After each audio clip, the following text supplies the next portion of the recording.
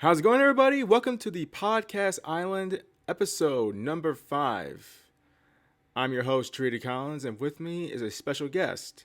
It is Southern Connecticut graduate and also former two-time Northeast 10 indoor and outdoor pole vault conference champion, a one-time United States Track and Field Cross Country Coaches Association Outdoor Region East top performer, and lastly, a former four-time United States Track and Field Cross Country Coaches Association All Region East performer for the indoor and outdoor seasons, former pole vaulter Jack Brown. This podcast can only be viewed on YouTube and One Man Island Productions Instagram account. On that account features selected clips from this 1 hour long podcast. Thank you ahead of time for listening to this podcast, and I hope you guys enjoy the show. So, Jack Brown, how's it been? Pretty good so far. Just working away, and we're about to finish up the outdoor season pretty soon. We have our conference championship in about 3 weeks, so it's coming quicker than I think. So, how about you? What's going on? This past Saturday, I did my first live stream broadcast of an ultimate disc game between the DC Shadow and the Indianapolis Red. It's a all-women's ultimate disc league called the Premier Ultimate League, and we have 2 more home games left to go. So the first one went, thumbs in the middle, but I'm ready for the next one. It's one of those things where it's like it feels like having a bad meet, because by the way, we're both former track athletes. He's still in track and field, I'm not, but this feels like when you have a bad meet and after you sleep on it, you kind of just want to get back on the grind and get right back to fixing whatever didn't work. That's exactly what it was like for me. I feel that. Even when after a day at a track meet, we could have some really good performances as far as PRs and even winners or top 5 finishers, but the rides back home can be so brutal. Oh yeah, definitely.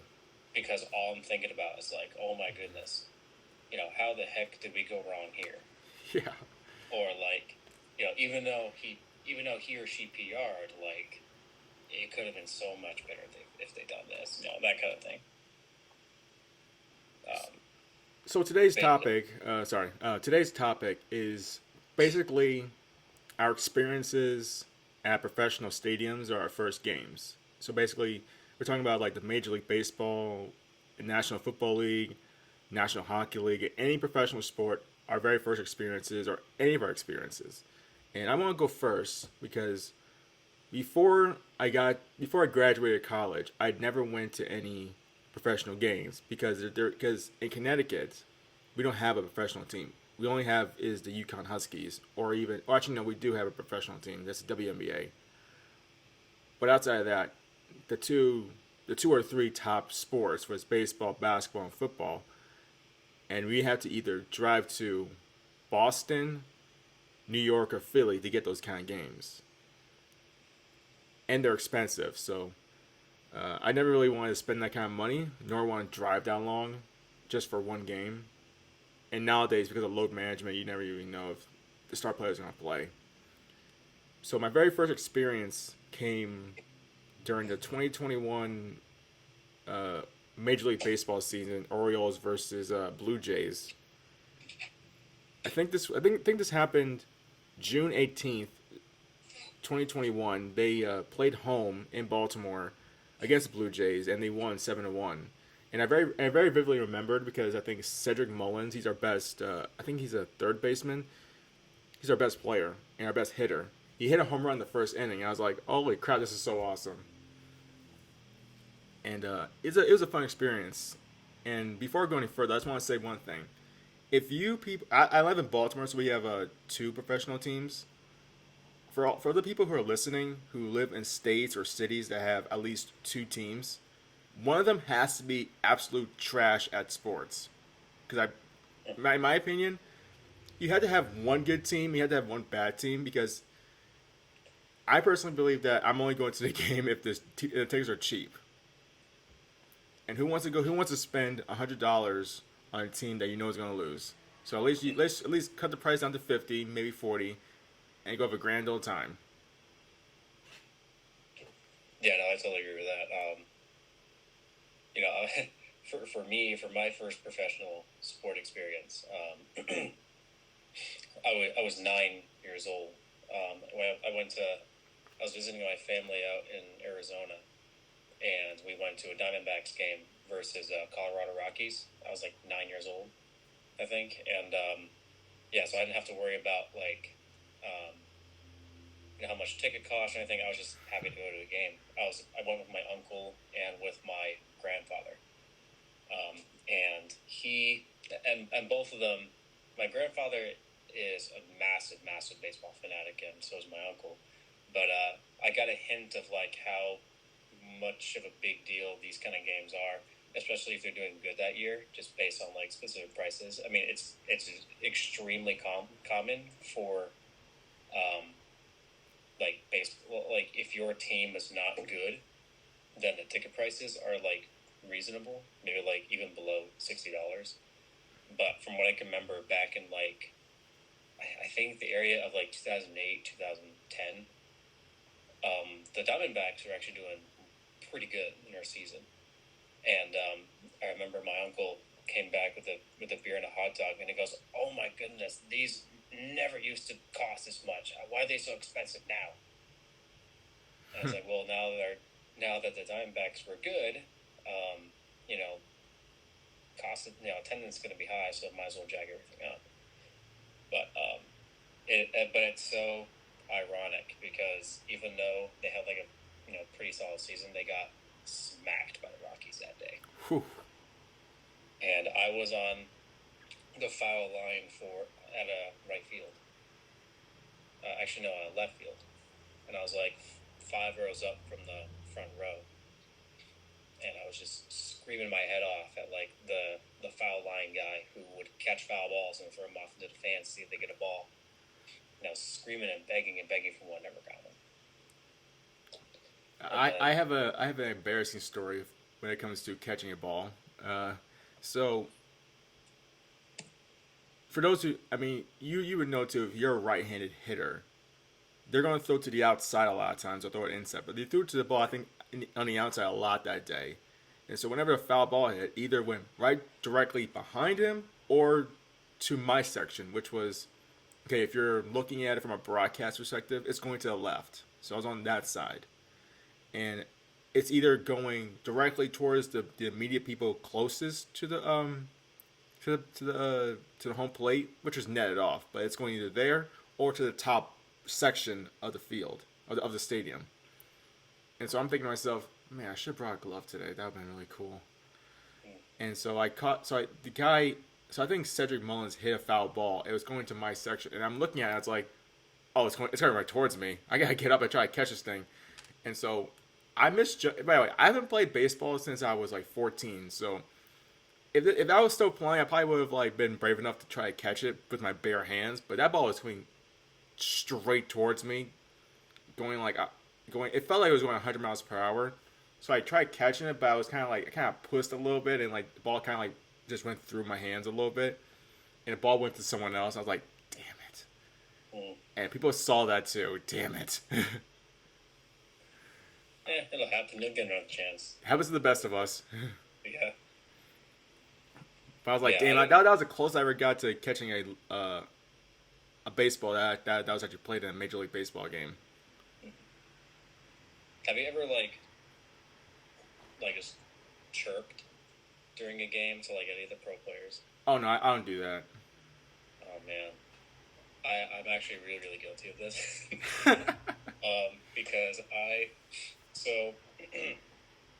the last pro game I went to, I went with my girlfriend, her best friend, and then my other buddy. It was the four of us, and we went to a Red Sox game. And the year prior, the Sox were like, in the playoffs, and then they got to the semifinals, and then they lose, and then all of a sudden we get to this year, and then they're terrible. Ooh. It's crazy. So like tickets were like reasonable. So so we got seats to the basically the foul line of right field. And I remember, and we were playing the LA Dodgers, and the LA Dodgers weren't really good that year either. And their right fielder, I'm trying to remember. I think it was like Rodriguez. He missed 2 pop-ups because of the sun. Oh. And obviously, like, my buddy and I thought, hey, you know what? Like, this is a close game, and we're not that good this year. Let's just, do what we can to make each other laugh. In a sense. So basically, we just, we had a couple of drinks, and then we just got up. I was like, oh my God, Rodriguez, you suck so hard. Of course you had to play for the LA Dodgers. That's your only starting spot.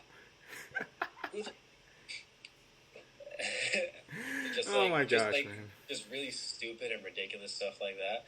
And I remember saying, I was like, can you even do anything? Do a trick, sing a song. You're absolutely fucking useless. Like, just all this. And then the worst part was all the other Red Sox fans around me started to join in. Oh no. And they also started to taunt. It got so bad to the point where, like, he missed 2 more pop-ups.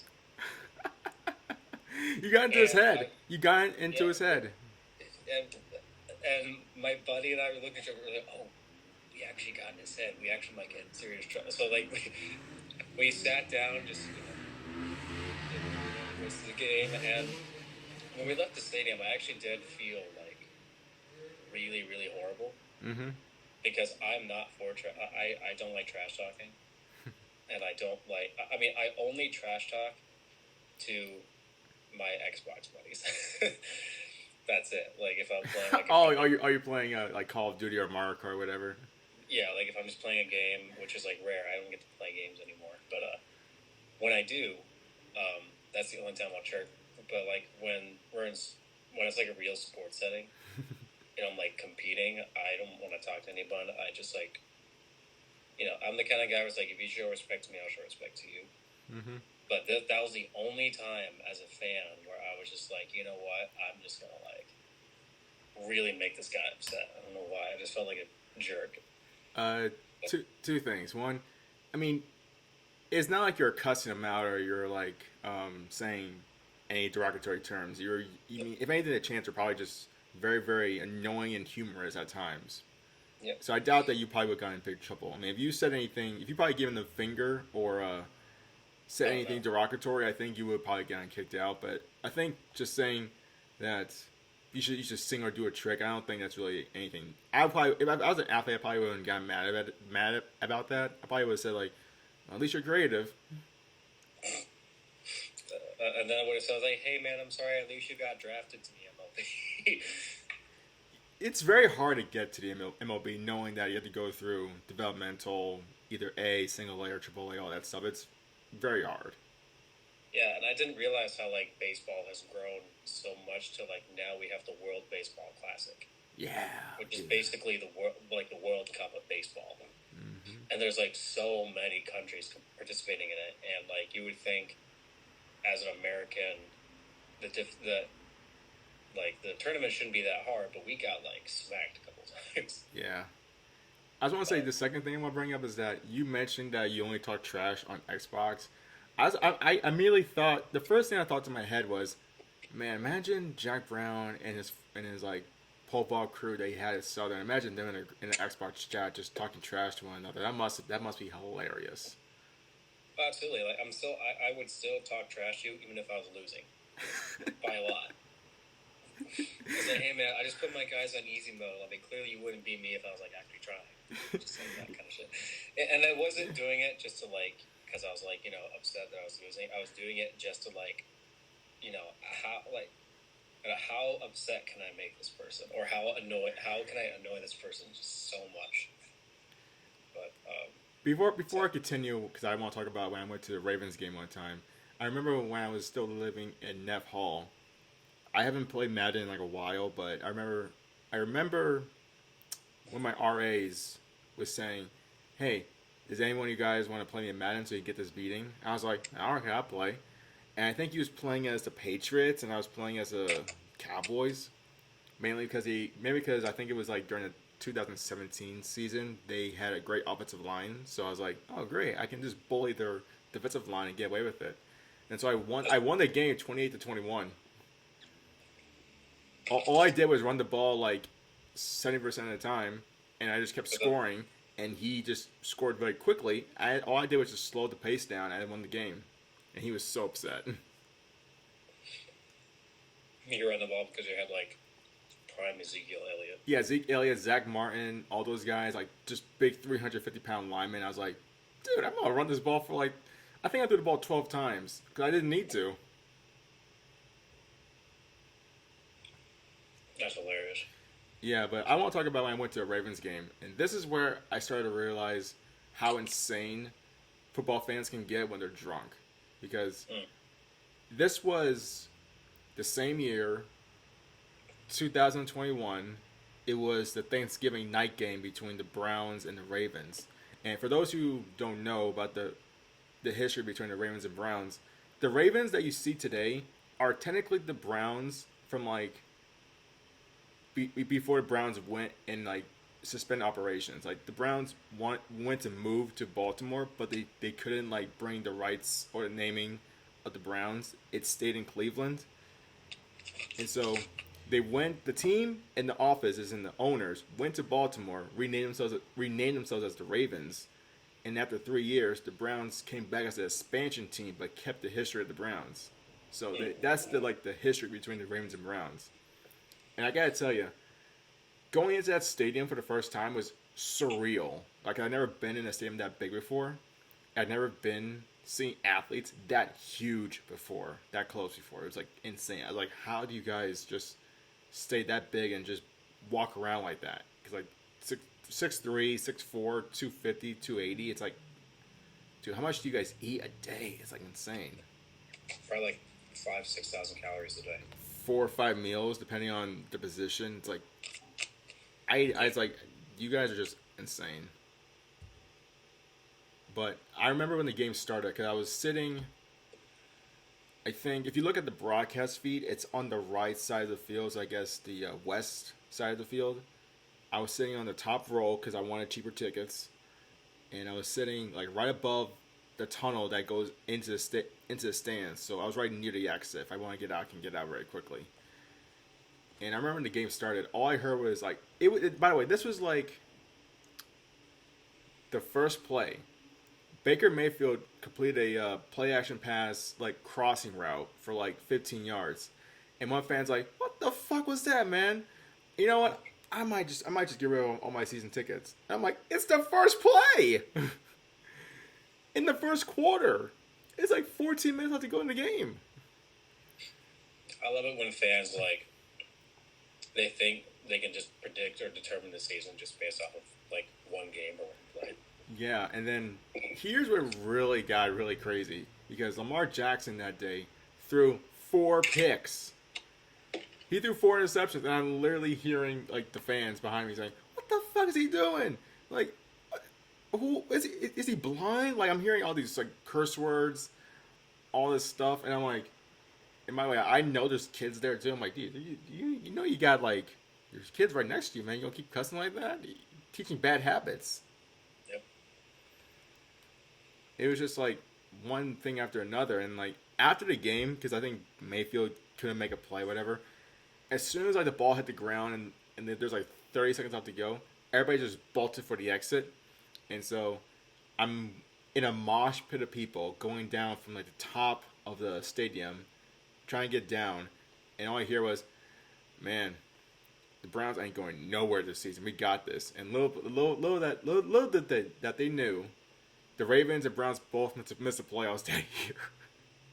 Because Lamar got hurt and Mayfield had a torn labrum in his left shoulder, so he couldn't do anything either. Is that when they replaced Lamar Jackson with Tyler Humphrey? Yeah, You replaced them that season. The next season, they made the playoffs with Huntley, but the year prior, they didn't make the playoffs. As a Steelers fan, it makes me so happy to hear when Ravens don't make the playoffs, even though the Steelers completely missed the playoffs this year. I mean, at least you have a franchise quarterback. Man, we didn't have a losing season. And yeah, you haven't had one since like 06. That's impressive. It's downright, like, I wouldn't say lucky, but like kind of a miracle. Because every other Steeler fan that I knew was like I think we had like 4 or like 5 straight losses. Yeah. And then right from there on, we were just like, well, at this point, we're just gonna celebrate our wins. You know, whatever wins we get, we're just gonna celebrate like it's the best game we've ever played. And then they won their last like 6 games straight, all because they decided, you know what, we're gonna make Kenny Pickett a starter. Mm-hmm. And we're not going to have, shoot, I'm blanking on his name. As the one who starts over. It'll come to me later. But I went I went to a Eagles game. It was the last game of the season between the Eagles and Giants. And because I was volunteering for, this was the DC Breeze. It's an ultimate disc team in DC. I was volunteering for them. I was also making a documentary for them too, and they invited me to join them on their exhibition game against the Philadelphia Phoenix, another ultimate disc team in Phoenix. No, not Phoenix, in Philadelphia. And they wanted to know that I wanted to go. I was like, hell yeah, I wanted to go. I don't have to pay again. Let's go. And so, we got there. I got to the RFK Stadium. The like the old RFK Stadium, like from where the Commanders used to play back in the day. It's still there. Yeah, I was parked near there, and that's where we met up. And we drove 2.5 hours to Philadelphia. And I can tell you one thing: Eagles fans are literally crazy. I think I saw a few kids. Some of the kids were doing some outlandish things right outside the stadium. And even adults. And as we're walking in, by the way, they put us in a room. So we went into the stadium. It's like we didn't go where the fans went. We went to this like secluded area right near the entrance to the actual field. So we were seated on the actual field, like where the VIPs are really at. Wow. Yeah, and I was literally standing like, because we're so close I can actually see the cheerleaders like up close. I can see the football field. It's like 20 feet away from me, maybe 20 yards away actually. Freaking awesome. And halftime came and they did their exhibition. They had about like 10 minutes to do it. I got a chance to actually walk on the NFL field. I was like, dude, it's so soft. It's so warm because they had heaters. It was like January. I was like, this is so freaking cool. That's awesome. And I never knew the NFL field could be so soft too in December. I guess never experienced that before. So cool. They have to play through the cold season, so I mean, they have to try and supplement for that, I guess. I low-key wish that the locker rooms that they gave us was like closer to the actual locker rooms that the NFL players had. But I understand why they didn't do that. But I was like, that would be really cool, just to accidentally walk past Jalen Hurts or those guys, like, hey, how you doing? Or just walk past Saquon Barkley. That would be really cool. Or the older Kelsey brother. Yeah, dude, the Kelsey brothers, man, those guys are freaking wacky. They are. But yeah, and here's what I will say.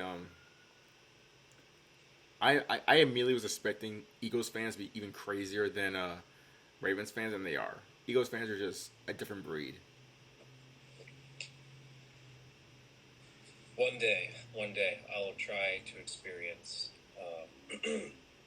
If I ever get the chance to see the Steelers and the Buffalo Bills play, just so I can I would really like that to be like my first NFL game, because I haven't been to an NFL game yet. You haven't? I have not. I want to try and one day surprise my dad, because my dad's a Patriots fan. If I could take him over to Gillette Stadium for like a home game to see the Pats and Steelers play. That'd be pretty cool. Yeah. I kind of aim that to be my first game, but if the opportunity comes where I can see see how crazy the Bills fans are, and to see the Steelers play, that'd be pretty rad. Yo, Bills fans, They're so like insane. So many years of not like having a winning season. Yeah. But they're like so passionate and like so loyal to their team. Yeah. And now it's like finally paying off because the Bills are actually really solid this year. Or they've always been solid. Well, you gotta admit though, is some of these cities or towns, like Buffalo, Green Bay, like those kind of places where it's football or nothing else, they're gonna be very, very crazy. Yeah. And since you have a team that's, I mean, I understand that Buffalo has the Sabres, you know, the Buffalo Sabres in hockey, but the Bills have been there since like the 60s. Mm-hmm. And they've seen they witnessed their team get just absolutely destroyed in 4 straight Super Bowls, and then they had to deal with them getting bitch slapped by Tom Brady for like 20 years. They deserve some happiness in their life. Yeah. And I guess they kind of make up for it for being like so absolutely outrageously wild. I've been to. Okay, so I'm trying to think of all the games I've been to. I don't think I've never been to an NBA game before. I want to go there one time because I've been to a hockey game in person, not like a professional game, but I've actually volunteered for a hockey game for one game. Disc, soccer, and now I'm trying to get to an NBA game. That's solid. I have been to, as far as the pro leagues go. Yeah. I have been to. Let's see, 1, 2, 3, 4.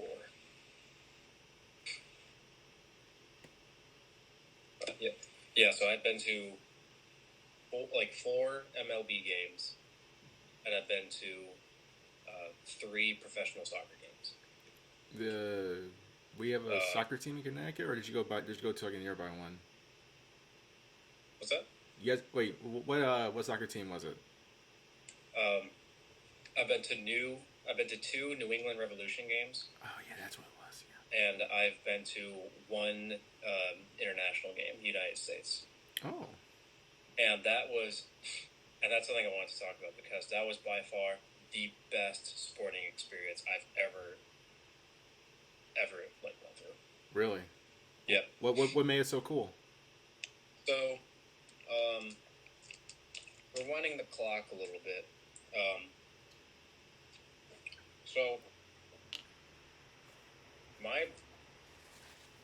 I graduated high school in 2015, and my graduation present from my dad was he took me to an MLS game, the New England Revolution, and they were playing the LA Galaxy. And LA Galaxy, they were expected to destroy New England Revolution by 4 goals. They scored 2 goals in the first half, and then New England Revolution came back and tied the game. I thought it was awesome. And I've always been a massive, massive fan of soccer. And every 2 years, the North American continent hosts a tournament called the CONCACAF Gold Cup, where all the countries in North and Central America compete in a tournament. All right. And it got to I think it was the quarterfinals, and it was the United States versus Jamaica. And that was a big rivalry. Whew. And it's not as big as USA versus Mexico, but USA versus Jamaica was also pretty big. And they're hosting that quarterfinal game at Gillette Stadium. Uh-oh. So, it was the summer of when I graduated high school, and I was like, yeah, it'd be so cool to go to this game and blah blah blah. I don't know who I mentioned it to, but I mentioned it at a family dinner, and my brother pulled me aside one day, and he goes, "Hey, guess what? You and I are going to that game." Wow. And I was like giving him hugs, and I was freaking out. I was like, "Oh my god, this is amazing!" So, so my brother and I went to Gillette Stadium. We walk into Gillette Stadium. It is already packed with fans. Wow. Like from top to bottom? From top to bottom. It was like I went to an own like NFL game.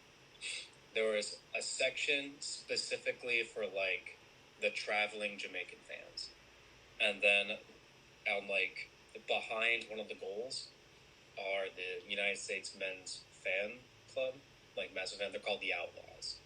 So is it like similar to how like the Raiders had like the black hole, like that kind of thing?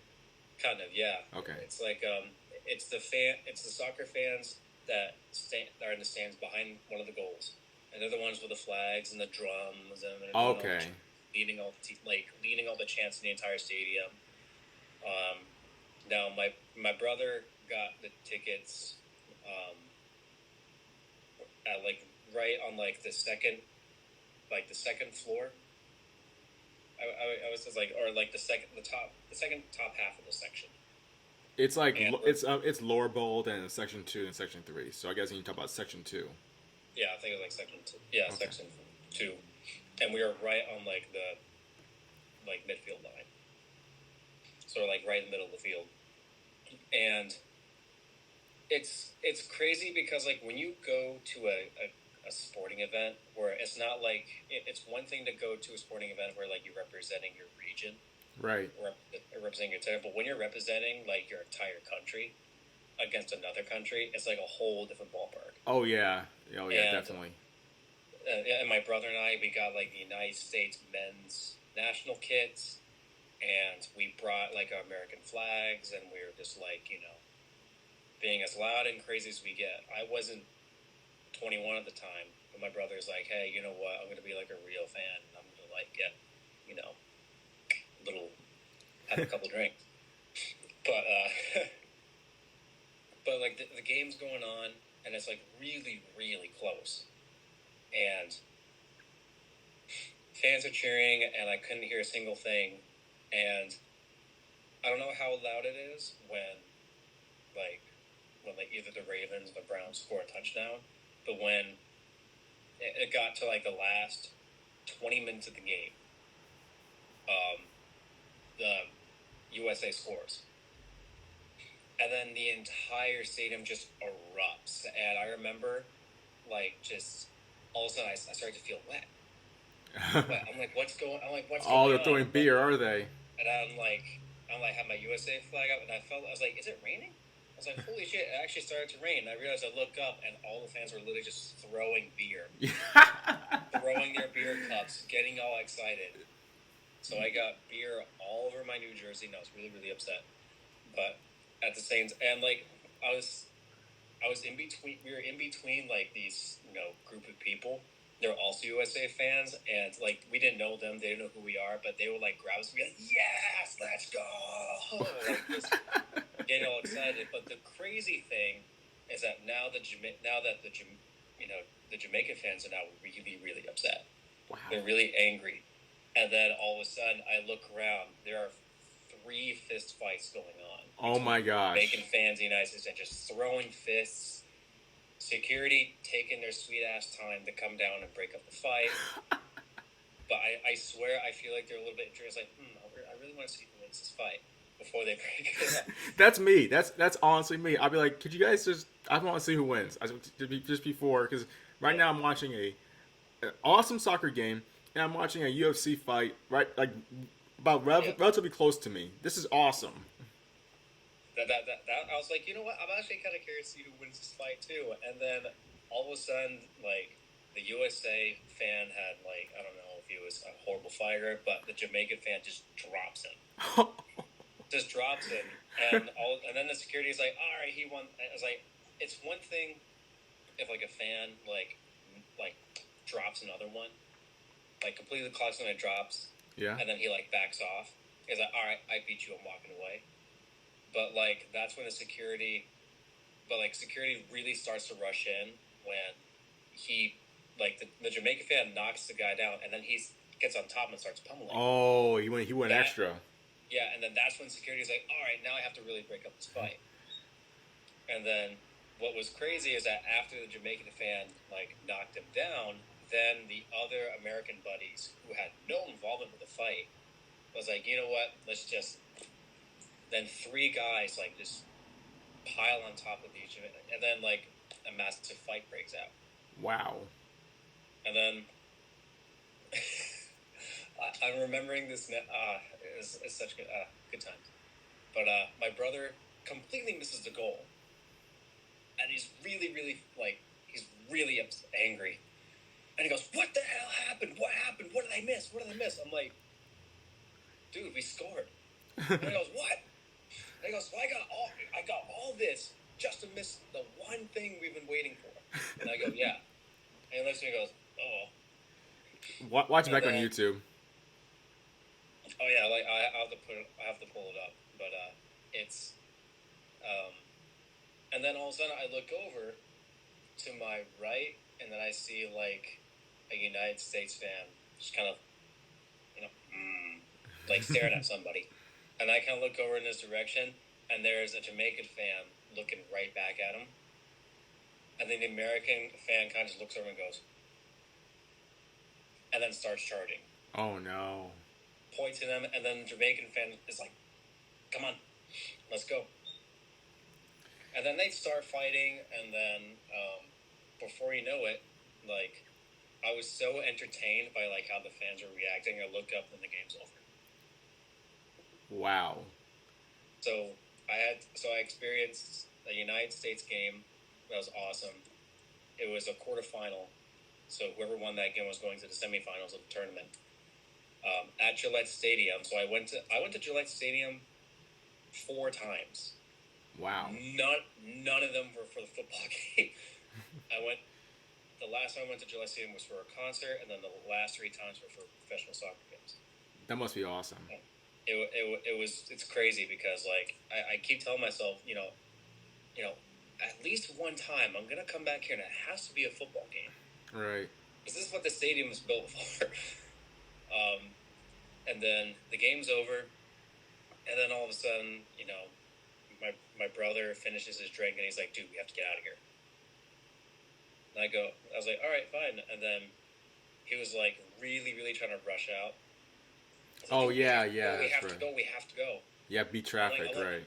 Yeah, and I was like, okay, fine, but like, I want to really, take this in. Can we get a picture first, by the scoreboard that we won, holding up the American flag, That was like probably the most patriotic I ever felt.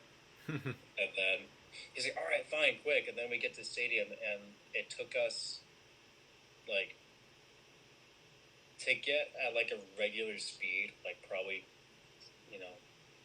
maybe 45 miles an hour, 50 miles an hour, took about 3 hours. Wow. To get in the car and leave the stadium and then finally get on like a highway, it took about 3 hours. Because there's so much traffic. And my brother, once they scored the first goal, he even hinted, he's like, hey, it looks like we're going to win this game. You want to, book it? And I was like, no, we have to watch this whole thing. But I was like, look, they're fighting. Yeah, that was the most fun. Before I get into one of my favorite fan experiences, and this, I guess you can call it me working, but I'm calling it as a fan experience because I wasn't actually getting paid by the organization. But before I get into that, luckily for me, because I live in Baltimore, I can drive through the city and not have to worry about traffic because everybody else is getting on the freeway to get out from Baltimore to either go to the nearby towns or cities or just going past Baltimore. Because I was going to the city, I had no issues. The only issue was just getting out of the parking lot. And that took me like 15 minutes from getting into the car and trying to get out because the way that the stadium is located, where I parked, I think I parked near the Orioles facility, not facility, the stadium, underneath the freeway. So it's like a back lot that's like near, some old buildings. I actually parked my car near a church one time too, because how cheap it is. That's how I was able to get out so easy the second time. But yeah, since I live in the city and I know how to get back, I know that okay, I just need to take a right here, take a left here, and there's no traffic. It's like 10, 11 o'clock at night. Perfect, easy. You know, I think for every professional game I've ever went to, I think, well, other than two instances, every single time, probably the minimum I was able to leave was like 2 hours. Mm. It's such a hassle. But the other two times, I took. The first time was my girlfriend and I. We booked a hotel within like a 10-minute walking distance from the stadium, from Fenway Park. Mm. And then the second time, we basically we had this idea of like, you know, our original idea was, okay, there's like the four of us. We'll watch the game. You know, we'll get an Uber. You know, just play some music, and then it should be a good time. But my buddy Mike was like, no, he's like, oh, no. Like, we're after the game, let's go to this bar, this nightclub. Oh, no. Have a couple drinks first, you know, have a little fun, and then we'll go home. And we go, oh, okay. And then I was like, yeah, just as far as a good idea. He goes, oh, yeah, but like one of the reasons why, because now we've been here for like an hour. All the traffic's now cleared out by this time. So it should be easier for us to get home. And he was right. We ordered an Uber, and it took like 10 minutes to get back to the hotel. So it was smart. Nice. He's like, oh, go ahead. I think my favorite fan experience, even though I was working as a videographer, technically as a volunteer, so I wasn't really getting paid, so I don't count that, was the divisional championship between the DC Breeze versus the New York Empire. And this is really recency bias, but I don't care. If you win this game, you will head to the semifinal championship weekend in, I think, Minnesota. So whoever wins this game qualifies for the championship weekend tournament, which is like a semifinal round, and 2 days later it's a championship game. And DC Breeze lost to the Empire by like 5 goals the last 2 times they played. So they're 0-2 against the Empire. They're on the road, and you know, the last time they played, it's like they should have won, but they made a lot of mistakes. And if you're like, man, if we just clean up those mistakes, we'd win. And after, because like, here's the thing, I've been following this team, I think from week 2 on to like their final game, including the playoff game at home. So I pretty much know almost everybody on the team, and they know me. And I hung out with them in the locker rooms and all that stuff. Been on the sidelines with them. It's almost like it was almost like I was a part of the team too. And so I was very nervous for them because they haven't won a championship in their franchise's history. They've been around for like 10 years. So I know how much this means to them. And the issue is for them is like, they're good, but it's a bad matchup for them because I think 3 or 4 of New York's best players are like 6'3", maybe 6'2", 6'3", 6'4". And for them, their tallest guy is like 6'1". And for Ultimate Disc, having a height advantage goes a long way. But for them, they played probably their best game of the season because they scored with like 18 seconds left on the clock to tie it at 18, which based on how Ultimate Disc is structured and how they go about their games, it's very low. It's fairly low scoring. 18, it's fairly low scoring. So I'm thinking like, oh damn, they got 18 seconds left. They can still throw a huck into the end zone. They can win it there, and that's what they did. I watched it back because it was on FS2, and I'm watching it and like I'm seeing it. It was a big scrum. It was like a Hail Mary play at the end of the game. It was like a Hail Mary play. He just hucks it. The disc is up there forever. Now, mind you, I'm trying to get the sideline reaction of the DC Breeze. Because I'm filming a documentary, and so my back is towards the play. I'm just focusing on them, but I'm also trying to cheat and see if I can see it. But I don't want to turn my body enough where I just miss the shot in general. So I'm like just praying that maybe their faces just glow up in like in joyful happiness, Mm-hmm. but it didn't. They all just collapsed and it was in sadness. And I turned around, and was like, "Oh God, their guy caught it." Mm-hmm. Damn. And they lost 19-18. It was like I felt so bad for them because I know how it feels when you get so close and you lose over because of a height advantage. But the reason why it was so fun is because it's a divisional rivalry. It's a championship level stakes, and it was so close throughout the entire game. And there's a lot of tension. I mean, they didn't have big stands, but it was full.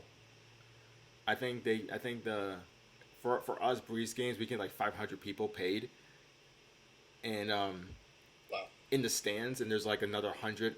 So the way the stadium is constructed, there's stands that can hold 500 people, and it's paid. So that's good. That's good gate, and there's a hill that people also. I mean, you don't have to pay for to get on the hill. I mean, if you pay, you can't get a seat. You just sit in the hill.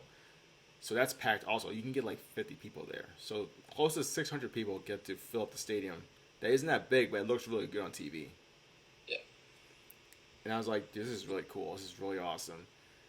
And just to see the fans get so energized and so packed and love everything, it's like this is so memorable. I'm so sad that we were on the wrong side of it. Mm.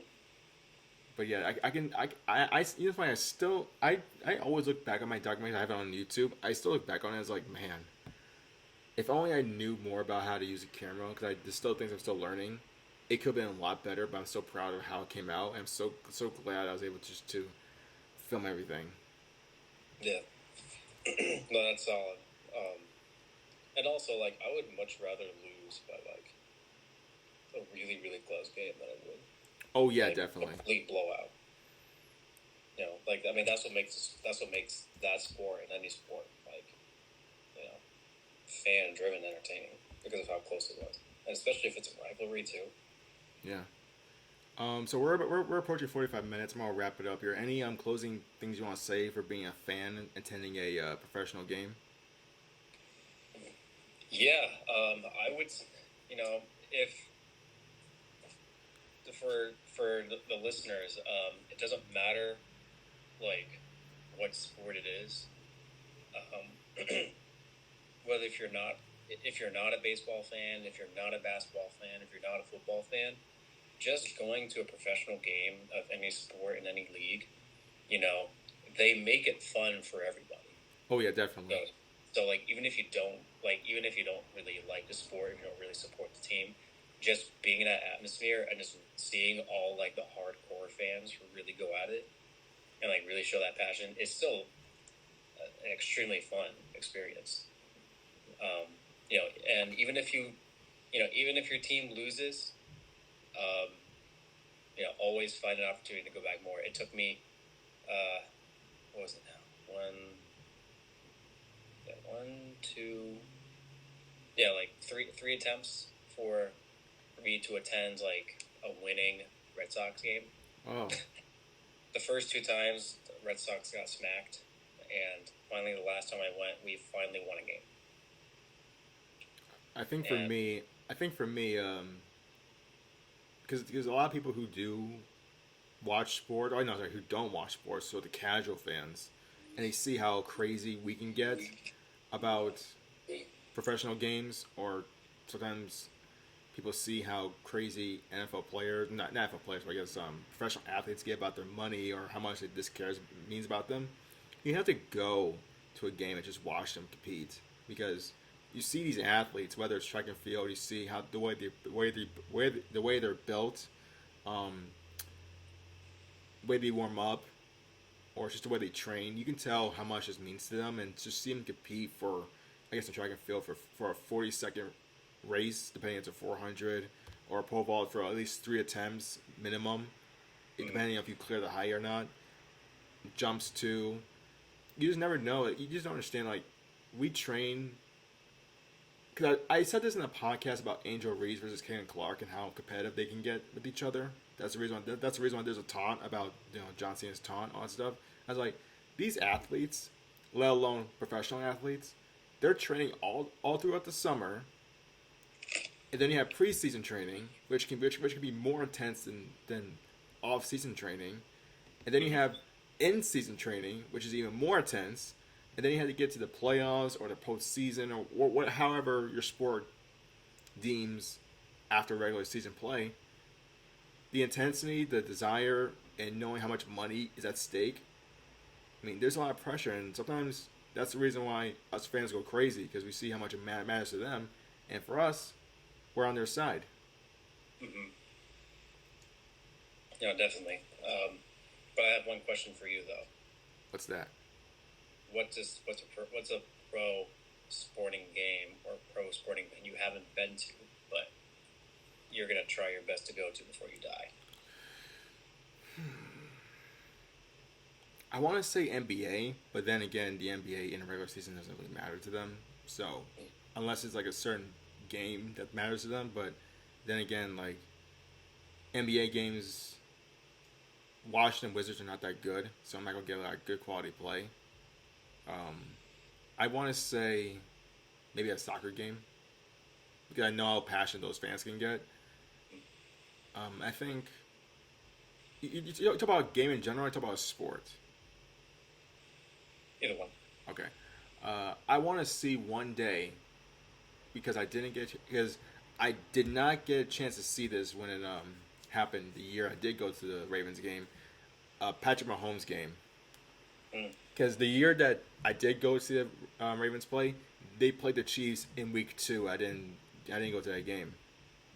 Cause I think they played a Monday night game. I had work that time, so that's why I didn't go. But I was like, damn, man, you could have played a little later in the schedule. Mm-hmm. Maybe on a Sunday night or maybe like that. I could have gone. Damn. Yeah. Oh, another one I always want to go to, but I can't because I work overnights at Home Depot. And I'm not sacrificing a paycheck to go see it. I want to see a wrestling event. Mm. And there's one going on in Baltimore in May. All Elite Wrestling is having an event in Baltimore. I want to go see it, but it's on Wednesday. I got work, so damn. Trust me, another opportunity will come up again. And I'm pretty sure CM Punk is coming back around that time too, so hopefully I get to see him too. Yeah, because AEW is blowing up like crazy. It's been it's only like 4 years old. It's crazy. I know, but it's like it started slow, but then it's like it's gonna have its ups and downs. But as once I've always said this. It's like wrestling promotions. Any business is gonna have a surge. It's gonna plateau for a while, and sooner or later they're gonna have another rise. But you never know what's gonna happen. It might take an event. It might take a superstar. It may take a business going out of business. It may take, who knows. But right now, as long as you stay consistent and you just as long as you stay consistent and you put egos aside and you just keep on trying to figure out what works and what doesn't work, you'll be fine. Yeah. But Copa America is next year. It's a soccer tournament. Mm-hmm. I don't care where it is. Yeah. It'll possibly be my last chance to ever watch Messi play. Oh. I want to watch Messi play before he retires. And the next World Cup is being held in the United States. Oh. And you bet your ass I'm going to be there. I don't care, like, if I have to go to a USA game or if I have to be an honorary fan for another country. Mm-hmm. I'm going to go to a World Cup game. And one of the stadiums is Gillette Stadium. Too. Oh. So, pretty solid. Well, all right then. That's all we had to say about this topic. Thank you again for listening to the Podcast Island episode number 5. I'm your host, Trady Collins. With me has been Jack Brown. This podcast can only be viewed on YouTube. Selected clips will be posted on the One Man Island Productions Instagram accounts. Thank you again for listening, and I'll see you guys in the future.